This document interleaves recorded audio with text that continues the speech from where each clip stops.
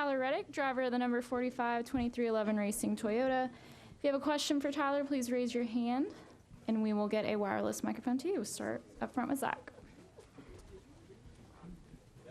Zach Sterniolo, NASCAR.com. Tyler, winning this race back at the fall at least, what have you learned racing with 2311 here that maybe stood out from your past trips with RCR or JRM?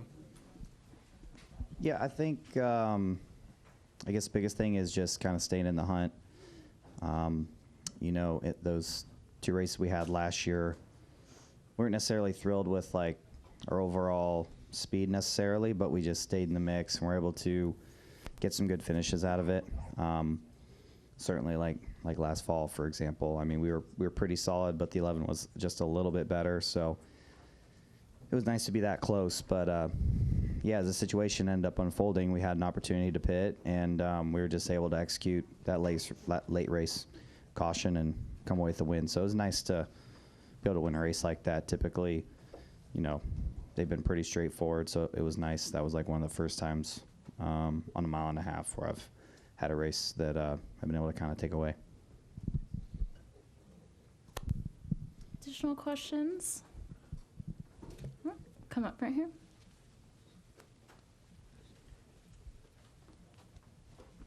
Hey, Tyler. Caleb Vessel, SpeedwayDigest.com. I just wanted to get your opinion on something. Kansas City Chiefs are there's speculation and whatnot that they might move their stadium to just right across 435 over there. As a driver, do you have any thoughts on that? I just wanted to get your opinion about that.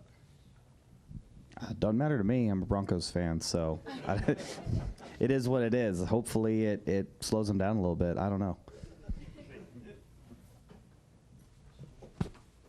Questions for Tyler? We'll go back to Zach. Oh, okay. We'll go here, and then we'll go back to Zach. Hey, Rob Collins from Fox here in Kansas City. Toyotas have dominated this racetrack of late. What makes y'all so good here? I think it's our boss. You know, he's just really, really great. We hear Freddie Kraft talk about it all the time, and I think that's just a big part of it. Denny's great, so we're great too. All right, we'll go back to Zach. Have you physically recovered from the wrestling match with Bo and Alexa? Oh yeah, no, he's got a lot of energy. So I actually took a nap, so that was nice. I needed a nap. We flew out at 6 a.m. this morning, so yeah, getting up at 5 was a little rough. We're normally pretty late to getting the bags packed, so I needed a little bit of sleep so I could be fresh for practice and qualifying a little bit. On a more serious note, what do you feel like you will take away from today's practice and qualifying, especially being that it is kind of more timing-wise going to be when you're going to be on the racetrack tomorrow? I think places like Kansas that, does have some fall off. You can get an idea what your race car is going to do over 10, 20, 30 laps if you have the opportunity to run that long, which you should unless you're making a lot of adjustments or there's some other sort of issue. So, yeah, a place like this, you get a good feel for what you got. I think for the most part, you can see where the field stacks up as well. So this is normally one of the more beneficial practice sessions that we have. Outside of that, I mean, I think what it looked like, weather will be a little bit different tomorrow than it is today. I know that's kind of been changing a little bit.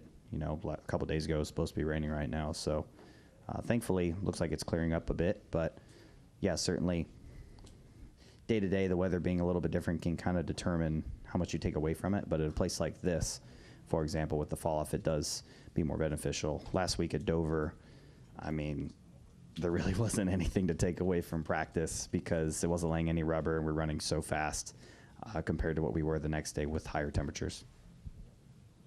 Okay, let's go to Dustin and then to Chris. Dustin Albino, J-Ski. Tyler, obviously, coming in as the most recent winner here at Kansas, how much does that help or how does that affect your confidence going into the weekend? It certainly helps. I think for me, it's always in a good place going to a mile and a half. I think so far this year at the mile and a half, we've been really, really strong. Atlanta is a little bit different than the others, but, Texas and Vegas, we were very, very fast. And I didn't lead a lot of laps at Vegas, but I felt like we were right there with Larson. And so, yeah, just looking at the last two. And again, we were able to steal the win away here last year, but I know there's some things we really didn't like that we had in our race car that we're able to learn from this race a year ago and make some better changes coming back. So I know that we can always be better, and I think we're going to be better than what we were. So yeah, the confidence from that experience last fall and then the other mile and a half certainly has me in a good spot. Let's go to Chris. Chris Knight, Catch Fence.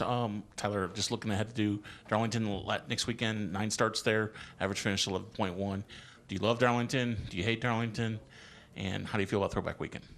I love Darlington. It's certainly one of my favorites. When I was coming into the Cup Series, it's when we started having more than the one date, going back to 2. And I think during that COVID year, we ran there 3 times or something like that. So I was eating it up. I really enjoyed it. So yeah, for me, it's a track I've always really, really enjoyed. As it's changed, I still love it a lot, but when we had to redo turn 2, obviously I was a little soured by that, but it's still a very difficult racetrack. It's a lot of fun to race.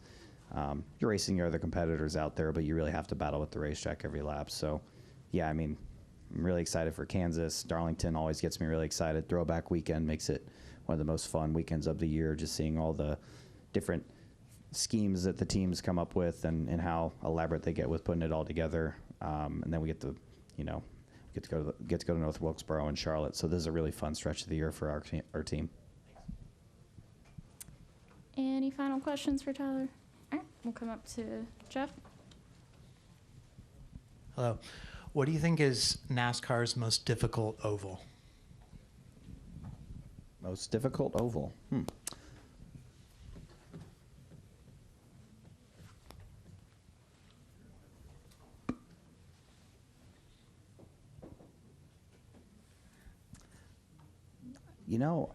Texas is really tricky, honestly, but I don't know. I feel like from just racing the track to how narrow it is and how hard you have to fight to make passes or stay out of trouble, I feel like, I don't know, to me, Darlington seems like one of the most difficult. It's just so easy to get yourself on the wall anywhere around the racetrack, honestly, and 1 and 2 with the shape and your approach you have to have in a turn into those corners. You kind of have to thread the needle by the wall every lap to have a good arc, a good angle for your exit of 2, and then just how turn 3 and 4 is shaped, the wall is shaped, it's a bit wavy. So if you go in on the corner really chasing the wall, you're going to end up hitting it about a third of the way around. So it really, some of the nature that it has the first time you go there can really throw you off because you're like, oh, I'll just get up by the wall and run it, and then boom, you hit it. So I feel like Darlington's another one of those tracks.